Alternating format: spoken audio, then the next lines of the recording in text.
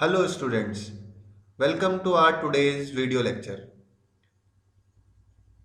Today we are will going discuss about linear programming.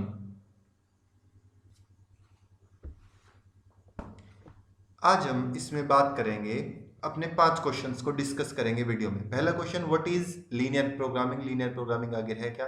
What kind of problems we can solve with linear programming? Why, when and how linear programming was discovered? Why the name linear programming? And how can we solve problems with linear programming? सबसे बात शुरू करते हैं हमारे पहला question, what is linear programming? आखिर linear programming है क्या? आइए इसको समझते हैं। लीनियर प्रोग्रामिंग क्या है, इसको समझने के लिए I will give you some examples of our real life. First condition, what is the problem which we will solve? Let's take a person जिसका ट्रांसपोर्टेशन का बिजनेस है। He transport goods from one place to other. Now what is objective? Business कर क्यों रहा है? What is his objective? He want to अब वो चाहता क्या है? वो चाहता है कि मेरी जो कॉस्ट है, खर्च जो है मेरा ट्रांसपोर्टेशन का, वो मिनिमाइज हो जाए। So his objective is to minimize the cost, है ना? But there is some restriction, there is some condition, constant. वो क्या है? जो तो उसकी डिस्टेंस है उसकी फैक्ट्री के बीच में और मार्केट के बीच में, इसको तो हम चेंज नहीं कर सकते। देर आर सम वेज कि उतना तो उसको ट्रेवल करना ही पड़ेगा। तो वो अपना जो कॉस्ट कम करना चाहता है वो कर तो लेगा, लेकिन उसके लिए उसको क्या करना पड़ेगा? He have to face these restrictions to go from one place to other. Now let's take another example. Now there is a businessman and he is doing a business. What he wants? He wants to maximize his profit. His objective is to maximize the profit. But there are some restrictions. His restriction is that he has limited number of employees or limited number of resources. The other example which is related to you. Now you are studying for exams. What you want, your objective is to maximize the marks. You want maximum marks, but there are some limitations. What are the limitations? There is less amount of time. You have limited period of time to get maximum marks. तो हमारी life में हर बार ऐसा होता है कि हमारी कुछ problem होती है, सिचुएशन होती है, उसमें हम कुछ गेन करना चाहते हैं, हमारा कुछ ऑब्जेक्टिव होता है ना? या तो हम कोई चीज़ मैक्सिमम चाहते हैं जैसे कि प्रॉफिट या फिर मार्क्स, या फिर हम कुछ मिनिमम चाहते हैं कि बस कॉस्ट मिनिमम आए कम से कम। लेकिन हमारा ऑब्जेक्टिव पूरा होने में एक रुकावट आती है, कुछ रिस्ट्रिक्शन आती हैं, कुछ कंडीशन आती हैं जो उसे पूरा होने से रोकती हैं। उनको हम लोग कहते हैं रेस्ट्रिक्शंस और कंस्ट्रेंट्स, जैसे कि यहाँ पर एग्जाम्पल दिया हुआ है। इसको और अच्छे से समझने के लिए मैं आपको एक और एग्जांपल देता हूँ। मैं आपको एक स्टोरी सुनाता हूँ एक बिजनेसमैन की जिसका नाम है मिस्टर कपिल। उनका फर्नीचर का बिजनेस है। वो कहीं से फर्नीचर खरीदते हैं और दूसरी जगह मार्केट में उसको महंगे दामों में बेच देते हैं। He is a furniture dealer. Now he only sell tables and chairs. Only 2 चीज़ों का बिजनेस करते हैं। अब वो चाहते हैं he want maximum profit. Now he estimated that कि अगर वो एक टेबल को चेयर करेंगे he will get profit of ₹250 and if he will sell a chair he will get profit of ₹75. Now he can maximize the profit but there are some restrictions. What are those? He have only ₹50,000. अब उसके बाद जो पैसे हैं वो कितने invest करने के लिए? वो है ₹50,000, उससे ज़्यादा नहीं है। नाउ उसने पता किया मार्केट में कितने की खरीद पाएगा। So he the cost of a table is 2500 and the cost of a chair is ₹500. Now there is one more restriction. अब खरीद के कहीं रखना भी तो पड़ेगा उनको सेल करने से पहले। The room, the space, he can put 60 pieces at a time. वो अपने जो उसके पास रूम है रखने के लिए उसमें सिर्फ कितने पीसीज आ सकते हैं? 60। तो अब आपका क्वेश्चन ये है कि आपको ये बताना है कि प्रॉफिट मैक्सिमाइज करना है, मुझे मैक्सिमम प्रॉफिट चाहिए। तो लेकिन उसके सामने मेरे पास कुछ रिस्ट्रिक्शंस एंड कंस्ट्रेंट्स भी हैं। So now the question is कितने टेबल्स खरीदे और कितने वो चेयर्स खरीदे सो दैट उसका प्रॉफिट मैक्सिमम हो जाए with given restrictions and constraints. अब अगर इस प्रॉब्लम को आप सोल्व करना चाहें सो देयर आर ऑप्शन कि भाई 60 पीसीज वो रख सकता है अपने घर में, तो 50 टेबल्स ले ले, 10 चेयर्स ले ले, 40 टेबल्स ले ले, 20 चेयर्स ले ले, 30 टेबल्स ले ले, 30 चेयर्स ले ले। अब उन इस तरह से लेने पर किस केस में कितना प्रॉफिट होगा, अगर आप हर बार कैलकुलेट करने जाएंगे तो it will take a lot of time, बहुत टाइम लग जाएगा, बहुत एनर्जी लग जाएगी, है ना। तो अब इस प्रॉब्लम को जिसमें सोल्व करने में बहुत ज्यादा टाइम लग सकता है कि किस केस में मैक्सिमम प्रॉफिट होगा, उसको सोल्व करने के लिए कैसे सोल्व किया जाए, उसके लिए जो बिजनेस कंपनीज होती हैं, फर्म्स होती हैं, बड़ी बड़ी मल्टीनेशनल कंपनीज जो इस तरह की प्रॉब्लम सोल्व करना चाहती हैं, they use linear programming. Now let's move to the second question. Now our next question. What kind of problems we can solve with linear programming?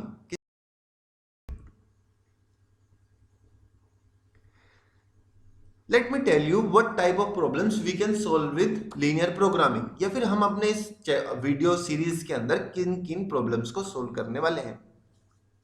First is type of is manufacturing problem. What is the objective? हम maximum profit चाहते हैं। आपकी कोई factory है, उसमें आप कुछ manufacture कर रहे हैं, कुछ चीजें बनाते हैं, आप चाहते हैं मैक्सिमम प्रॉफिट हो। तो आप क्या निकालना चाहते हैं, कैसे मैक्सिमम प्रॉफिट करेंगे? Number of units produced. अगर आप बहुत एक से ज्यादा तरह की आइटम्स बनाते हैं, ऑब्जेक्ट्स बनाते हैं, तो किस आइटम को कितना मैन्युफैक्चर करें so that you can get maximum profit. अब आपकी रेस्ट्रिक्शन एंड कंस्ट्रेंट्स क्या होंगे? Man power, you have limited man power, you have limited machine hours, machine कितने घंटे काम करती हैं, you have limited labour our, कितने घंटे लोग काम कर सकते हैं, और स्पेस, आप आइटम्स बनाकर कितनी लिमिटेड जगह जहां पर आप रख सकते हैं। The second kind of problem is diet problems. In these problems we want to make minimum cost. हम एक डाइट प्लान करना चाहते हैं, हम चाहते हैं उसकी कॉस्ट कम से कम हो। What we want to find in these cost? We will need amount of different kind of constituents. Diet के अंदर जो जो अलग कंस्टिट्यूएंट डालने हैं, न्यूट्रिएंट्स जो है मुझे वो निकालने हैं कि कौन सा न्यूट्रिएंट मैं कितना डालूं ताकि मेरी कॉस्ट मिनिमम हो। But there are also some restrictions as if certain fixed minimum amount of each constituent of nutrient, कि डॉक्टर ने कहा कि भाई इतना तो कम से कम होना चाहिए। अब उसके अलावा आप कितना मिलाते हो सो that your cost is minimum. Third type of problem is transportation problem, जिसका भी हमने एग्जांपल पिछले क्वेश्चन के आंसर में देखा। वी वांट मिनिमम कॉस्ट, हम ट्रांसपोर्टेशन में चाहते हैं मिनिमम कॉस्ट हो। निकालना है ट्रांसपोर्टेशन शेड्यूल, कि आप किस रास्ते से जाएं, किस तरह से सामान किस फैक्ट्री से किस मार्केट में कितना सामान पहुंचाएं so that your cost is minimum. What are the restriction and constraints? Here we have production in factory, कितना प्रोडक्शन होता है। अब अगर आपके पास 10 यूनिट्स प्रोड्यूस हो रहे हैं तो आप 15 यूनिट थोड़ी सेल कर देंगे। या फिर रिक्वायरमेंट इन मार्केट, अब आपके पास तो बहुत सारे यूनिट प्रोड्यूस हो रहे हैं लेकिन मार्केट में रिक्वायरमेंट 5 की है। तो ये रिस्ट्रिक्शंस को ध्यान में रखते हुए how to minimize the cost, these type of problems are solved by business firms, big economist, by linear programming.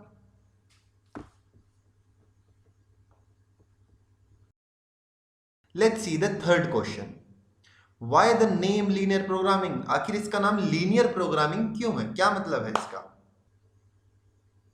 There are two terms, linear and programming.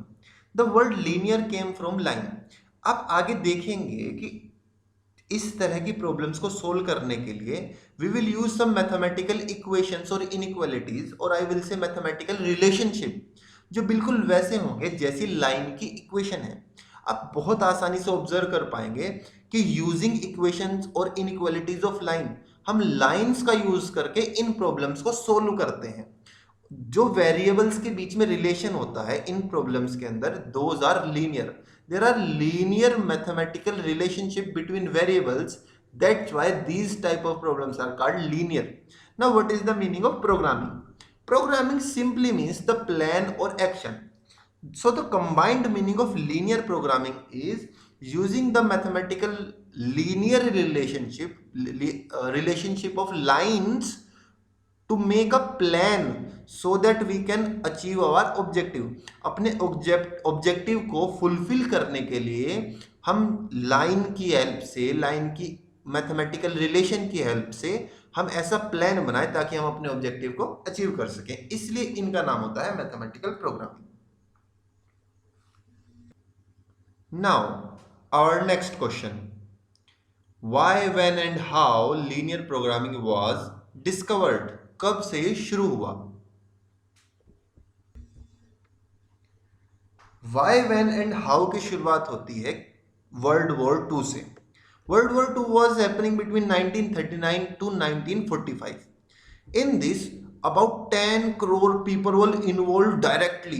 पूरे वर्ल्ड के अंदर 10 करोड़ के से भी ज्यादा लोग इन्वॉल्व थे इस वर्ल्ड वॉर के अंदर, and more than 30 countries were involve in world war two.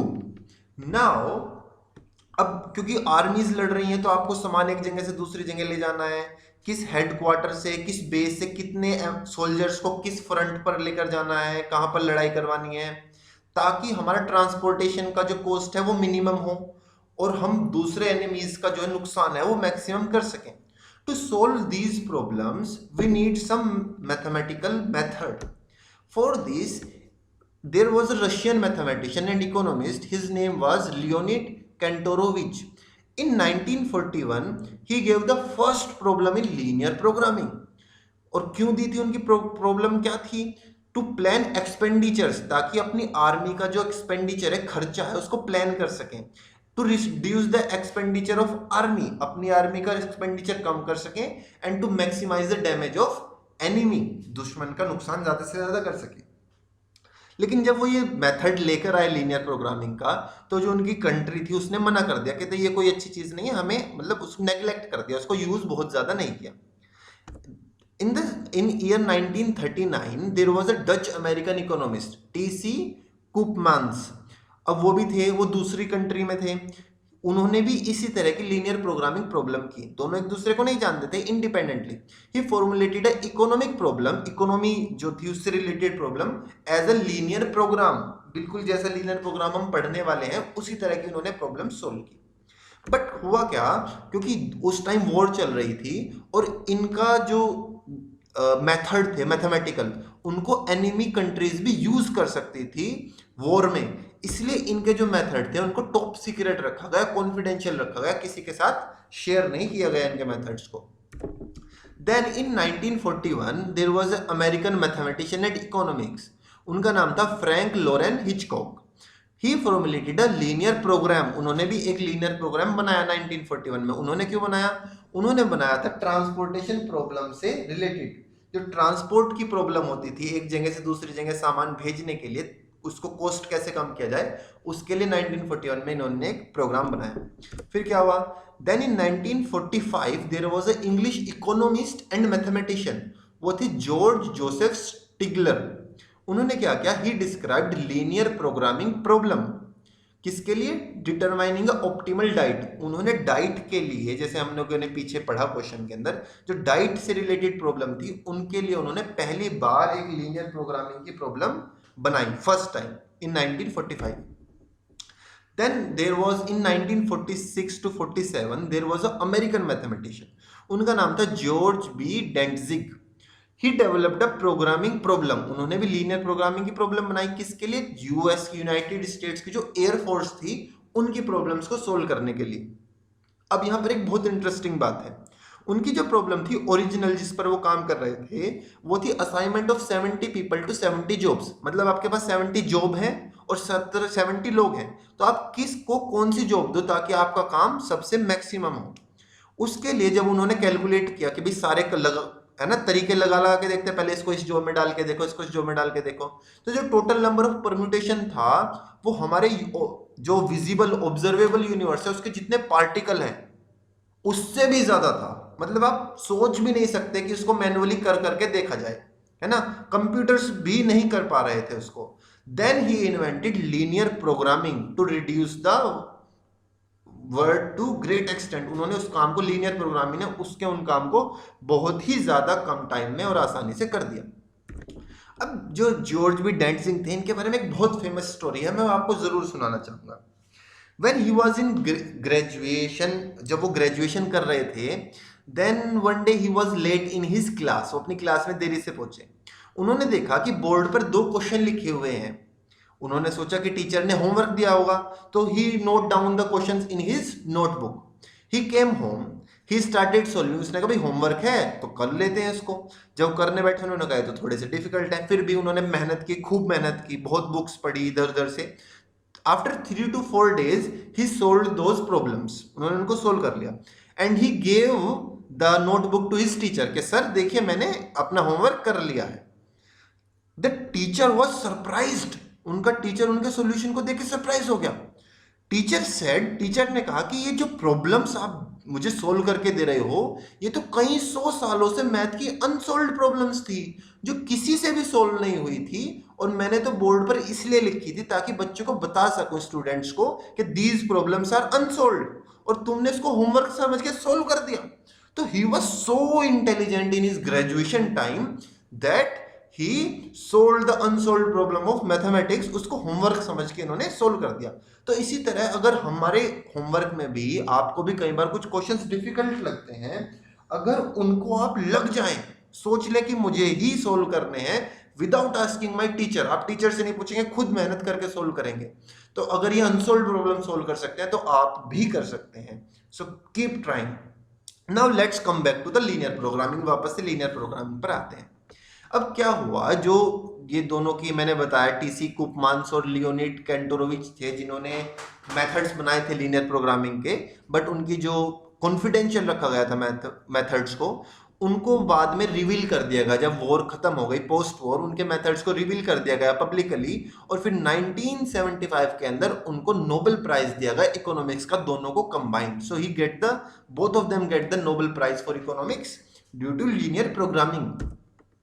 Now अब लीनियर प्रोग्रामिंग को कंप्यूटर में यूज करने लगे, सोल्व करने लगे। इवन देन कंप्यूटर में जब सोल्व करते थे लीनियर प्रोग्रामिंग को, it takes too much time. When we will solve complex problem then it took too much time. So what to do then, in 1984 there came a Indian mathematician, his name was Narendra Krishna Karmarkar. फिर एक Indian mathematician है, मैं दोबारा repeat कर रहा हूं, Indian mathematician आए। He did BTech from IIT Bombay, और फिर फर्दर स्टडीज के लिए he went to foreign universities. उन्होंने एक ऐसा कंप्यूटर का एल्गोरिथम डेवलप किया जिसको इंटरपॉइंट मेथड कहते हैं, to solve linear programming.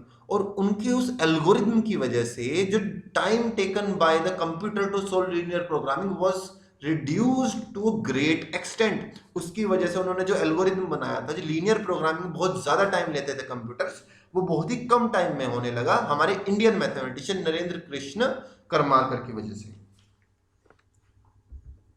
Now at present हम इनको कहां पर यूज करते हैं? सो एलपीबी एट प्रेजेंट इसको बहुत ही बड़े लेवल पर जितनी भी बिजनेसेस हैं, जितनी भी मैनेजमेंट फर्म्स है वहां पर होता है। मैन्युफैक्चरिंग यूनिट्स हैं, एक किसी की बहुत सारी फैक्ट्रीज हैं, उसको अलग अलग फैक्ट्री से मार्केट में सामान भेजना है, तो किस फैक्ट्री से कितना सामान किस मार्केट में भेजना है, these type of problems are solved by linear programming. Diet plans are also solved by linear programming. So it is a very important and very useful method for us, so be attentive. Now our last question of the video, how we can solve problems with linear programming.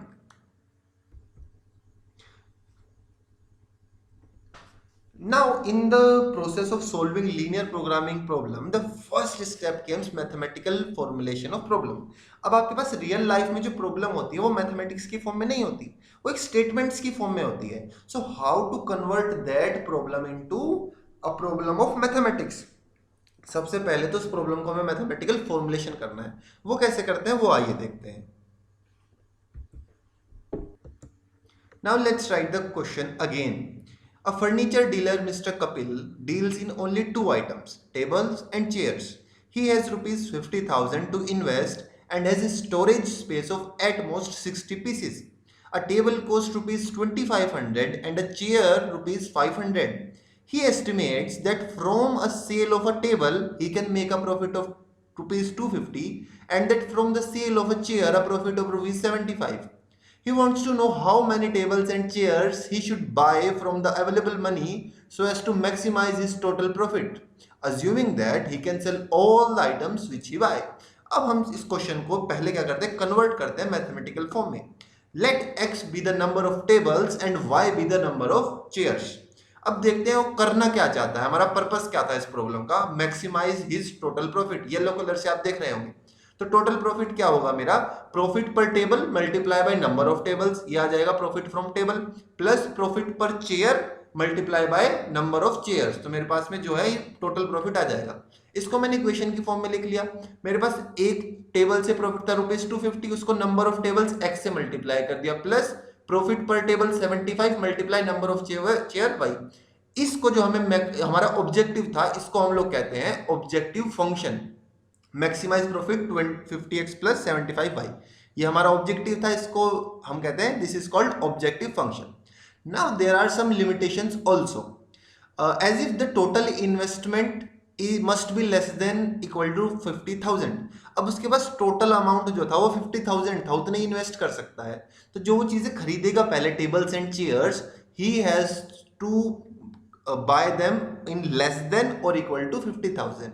Second restriction is total number of pieces is less than 60, मतलब उसके पास जो जगह है रखने की वो 60 PCs जा सकते हैं, तो जो मैक्सिमम नंबर है उसके पास वो 60 पीसीज है उसके पास।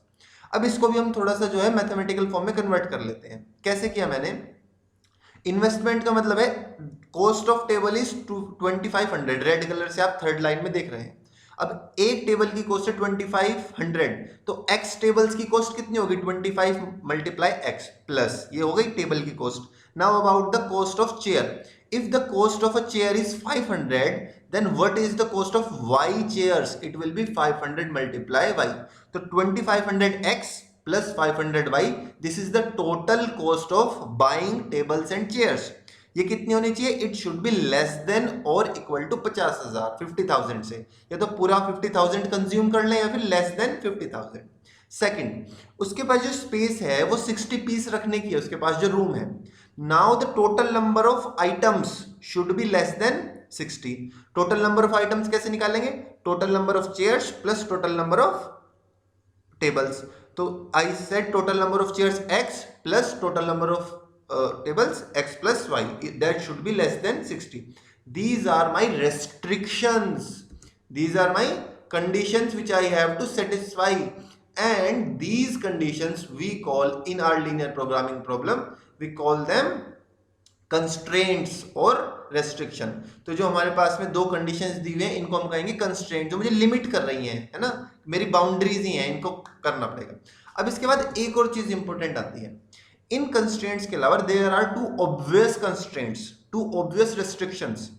अब मैं क्या आपसे कह सकता हूं कि मैं -4 टेबल्स खरीदूंगा या -5 चेयर्स खरीदूंगा, the number x and y can not be negative. वो जो हम आइटम्स खरीदेंगे उनका नंबर कभी भी नेगेटिव नहीं हो सकता। इधर इट कैन बी 0, कि आप सिर्फ टेबल खरीद लोगे तो चेयर्स का नंबर कितना हो जाएगा 0, या फिर वो पॉजिटिव नंबर हो सकता है। तो the value of x have to be greater than और equal to 0। Similarly the value of y, number of chairs, have to be greater than equal to 0। तो ये दो एडिशनल कंस्ट्रेंट हमें हर प्रॉब्लम में ऑब्वियसली रहेंगे। इनको हम लोग कहते हैं नॉन नेगेटिव कंस्ट्रेंट्स। ये भी हमारी रिस्ट्रिक्शन है, और रिस्ट्रिक्शन क्या है कि x और y की वैल्यू नॉन नेगेटिव नहीं हो सकती। So these are the three things. First of all let me describe it again.